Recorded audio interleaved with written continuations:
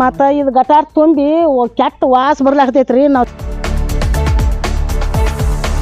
6 ದಿನ ನಾಯಿ ಕುಣಿ ಬಿದ್ರು ತೆಗಿಲಿಲ್ರಿ. ಅದನ್ನು 3 ಮಂದಿ ಚೇರ್ಮನ್ರನ್ನ ಇಲ್ಲಿ ಆರಿಸಿ ಕೊಟ್ಟಿದ್ದೀವಿ. 10 ಹೋಟದಾವ್ ನಾನು ಕರೆ ಒಬ್ರು ದಾದ ಮಾಡಿರಿ ನಮ್ಮನ್ನ.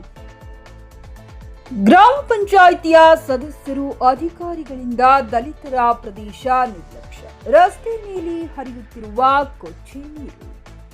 ಜಮಖಂಡಿ ತಾಲೂಕಿನ ಸಾವಳಗಿ ಗ್ರಾಮ ಪಂಚಾಯಿತಿ ಗ್ರಾಮದಲ್ಲಿ ಚರಂಡಿ ನಿರ್ಮಿಸಿ 2.5 ವರ್ಷ ಹೆಚ್ಚಿನ ಕಾಲವಾಗಿದ್ದು, ಅಧಿಕಾರಿಗಳು ಮತ್ತು ಸ್ಥಳೀಯ ಸದಸ್ಯರ ನಿರ್ಲಕ್ಷ್ಯದಿಂದ ದಲಿತರು ವಾಸಿಸುವ ಪ್ರದೇಶದಲ್ಲಿ ಕೊಳಚೆ ನೀರು ರಸ್ತೆ ಮೇಲೆ ಹರಿಯುತ್ತಿದೆ. ಈ ಬಗ್ಗೆ ಸಂಬಂಧಪಟ್ಟವರ ಗಮನಕ್ಕೆ ತಂದರೂ ದಲಿತರು ವಾಸಿಸುವ ಪ್ರದೇಶ ಎಂಬ ಕಾರಣಕ್ಕೆ ಸಮಸ್ಯೆಯನ್ನ ಬಗೆಹರಿಸಿಲ್ಲ ಎಂದು ದಲಿತ ನಿವಾಸಿಗಳು ಆರೋಪಿಸಿದ್ದಾರೆ.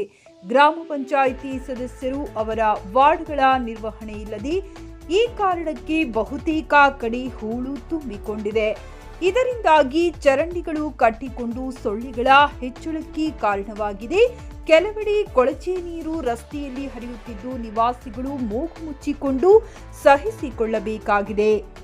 ವರದಿ ವಿನೋದ್ ಸೂರಗೊಂಡ, TV11 ಕನ್ನಡ, ಜಮಖಂಡಿ. ಮತ್ತು ಇದು ಗಟಾರ್ ತುಂಬಿ ಕೆಟ್ಟ ವಾಸ ಬರ್ಲಾಕತೈತ್ರಿ. ನಾವು 4 ವಾರ ಆತು ಊಟ ಇಲ್ರಿ ನಮಗೆ.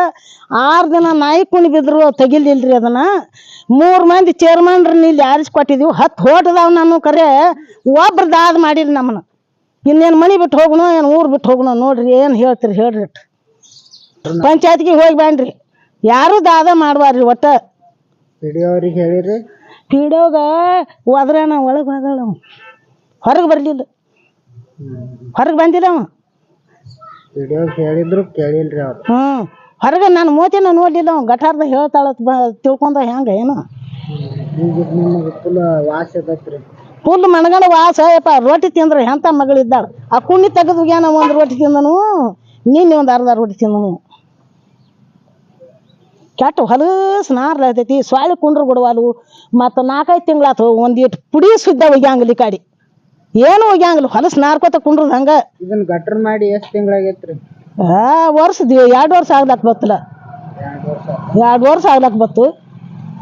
ಯಾವಾಗಾರ ಒಮ್ಮೆ ವರ್ಷದಾಗ ಒಮ್ಮೆ 2 ಸಲ ಇಟ್ಟು ತೆಗಿತಾರು. ಹೊರಮಲ್ಲಿ ಹೋಗಂಗಿಲ್ಲ. ಮತ್ತು ಚಲ್ ಮಂದಿ ಚೇರ್ಮನ್ಗಳ ಮನೆ ಮುಂದೆ ಹಂಗೆ ಹಿಂಗೆ ಇದ್ದವ್ರ ಮುಂದೆ ತೆಗಿತಾರು. ಇವು ನಾವು ದಾದ ಇಲ್ಲದ್ದು ಅದೀವು 10 ಹೋಟ ಅವ್ರಿಗೆ ಸುಮ್ಮ ಹಾಕಿ ಕೂತ